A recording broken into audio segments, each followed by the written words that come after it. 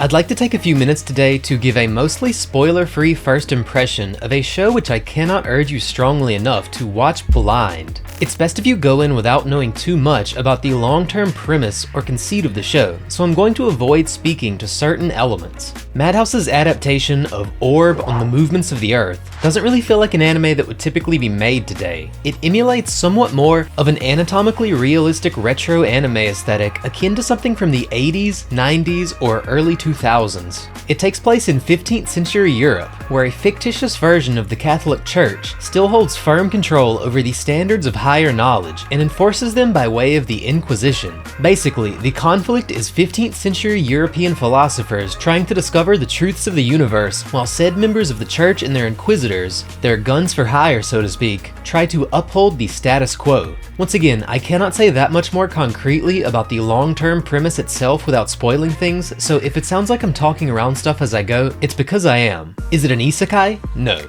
Is it a fantasy? No. Well, then what's it about moment to moment? Philosophy, astrology, theology, more astrology, indoctrination, heresy, execution, and, well, just a little bit of torture. There are occasional fight scenes, but they're very short-lived. This certainly isn't going to be a story about our heroes fighting Rambo style to bring down the Catholic Church. Generally, I would recommend this if you like shows like Vinland Saga, Berserk 1997, The Apothecary Diaries, Techno Lies, Monster, To Your Eternity, and maybe Dr. Stone. Most of these for different reasons, of course. I would also recommend it based on the fact that it's just so freaking good so far. The passion-driven topics element that I love to talk about with many more slice-of-life-like shows is certainly present here in both the basic astrology concepts and the show's approach to philosophical arguments, and luckily both stellar voice acting and music, which I'll talk a bit more about later, don't hurt when presenting these topics. The show could risk being a bit long-winded when discussing seemingly basic concepts for some people, but personally I actually really appreciate hearing the characters try to argue back and forth over things that we now consider sort of obvious or even outdated and incomplete information.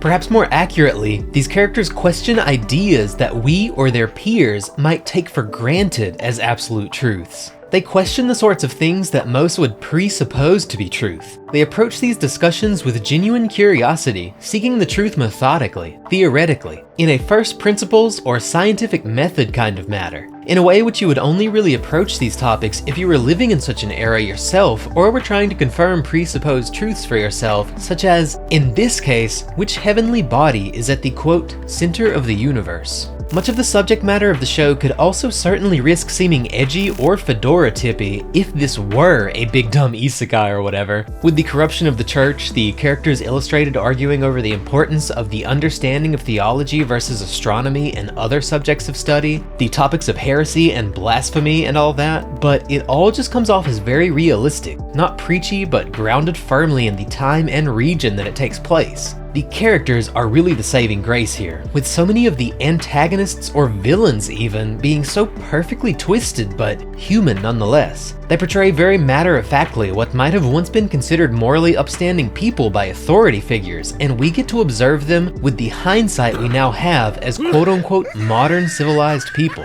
The protagonists themselves, on the other hand, engage in deception and even blackmail others to preserve what they value most, even when it runs at odds with their value of the spoken truth. In some cases, characters engage in activities which they themselves are firmly aware are wrong on some level, in order to maintain a sense of security, to protect their own familial bonds, or through self-preservation. Characters act through both public and private personas in a world where your life could be threatened on a whim, over a basic disagreement. This is a story where central characters stand out by operating in the world through sheer curiosity and the endless pursuit of the truth. Whatever the cost. No matter the cost. And all of that stuff is frankly fascinating and inspirational and just really compelling. I also feel that the setting, the style, and the presentation support this all perfectly and make for a really, and I usually hate this word, but a really immersive experience, which I've personally found to be nothing short of a nerve-wracking thriller during high-risk moments. So to no surprise, the themes thus far fall along the lines of unquestioned dogma and indoctrination versus, like, genuinely curious but grounded rationalistic enlightenment vibes, if that makes any sense. Once again, I feel like a fedora tipper just uttering those words aloud, but I assure you, it is so well done. The dialogue is shockingly great, and not always quite so straightforward, sometimes really requiring you to read between the lines to understand the greater points being made. And I will resist the urge to spoil my favorite example of this thus far, which actually took place very early in the series. One line which I will quote, on the other hand, is my favorite new heathen Hubert's. I don't read Holy Scripture,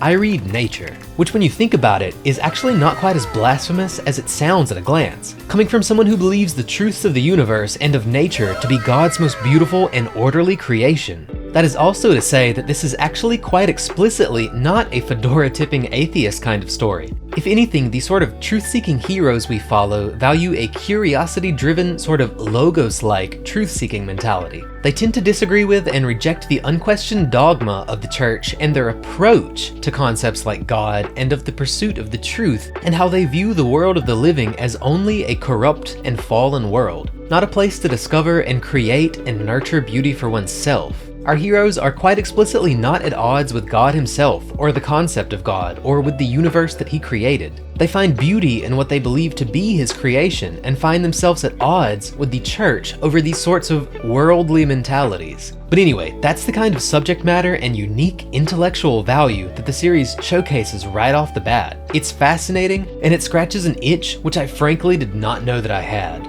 Speaking of great characters, I love Hubert the Heathen, but he's really just the tip of the iceberg here. Rafal, a boy too smart for his age who just wants an easy life. Baldani, an egotistical priest chasing achievements at any price. Oski, a man desperately looking for hope in a world without salvation. Yolenta, Schmidt, Albert, Draka, Hubert. This show has so many great characters, the sort of characters who take great risks and make great sacrifices, much like so many scholars and literary figures we now consider famous for groundbreaking scientific and philosophical discoveries. Many of these exact sorts of people have fallen under great scrutiny and fear of death over time, and once again, this isn't only true of, say, 15th century astrologists. Fyodor Dostoevsky himself, author of such works as Crime and Punishment, was nearly executed in 1849, critical of the act of banning books, the Russian government, armed forces, and of the Orthodox Church. And I'll leave it up to you to decide if it's still happening anywhere today, but these are the kinds of characters we follow. Characters exploring ideas which, while taken for granted as common sense or even now outdated models by us, are to them ideas which evoke genuine, sincere, and passionate curiosity, to be explored through theory crafting, practical experimentation, and a sort of first principles approach by inquisitive minds, a value on scientific theory, skepticism, and testing and confirming things for oneself, not blindly placing your trust in elites or authority figures of any kind.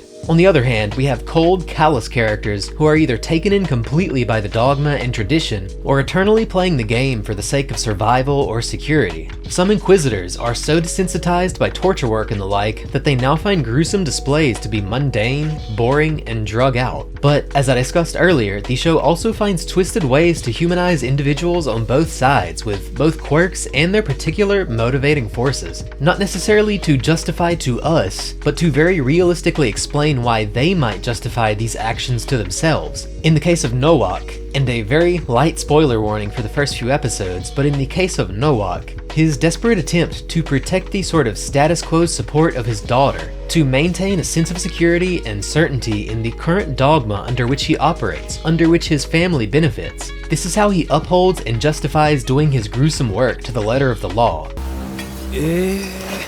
あれ交戦中に降参ってどう対処すればいいんだっけ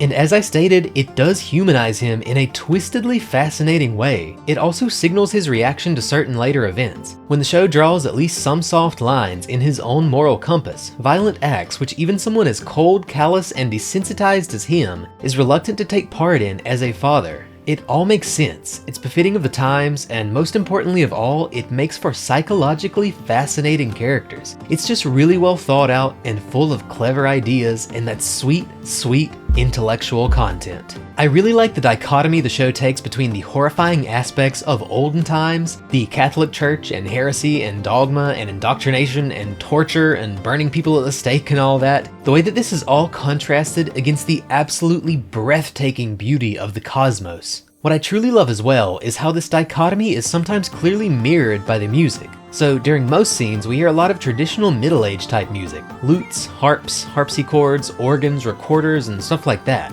All very organic and clearly reminiscent of the time and place. But occasionally, when the big nightscape shots come out and the astrology vibes really start hitting, they occasionally pull out what I think is probably closer to space ambient music than anything I can think of. If you like stuff like carbon-based life forms or all those fall asleep to this deep space journey type YouTube playlists, I think you're really gonna like some of these tracks, and they certainly set the mood perfectly for the subject matter. Pianos soaked in reverb, drones and synth pads and digital plucks and spacey reverse effects. It's freaking gorgeous, and while these tracks are far more sparse than the medieval or fantasy-coded stuff, they provide some nice musical variety, and really just mix perfectly with the show's most gorgeous nightscape shots, which are naturally devoid of all that gross cityscape light pollution, given the time the show takes place in. And I guess that's about it for now. I don't want to spoil anything else in this video, so just go watch it if any of that sounds mildly intriguing, and I'll see you again soon.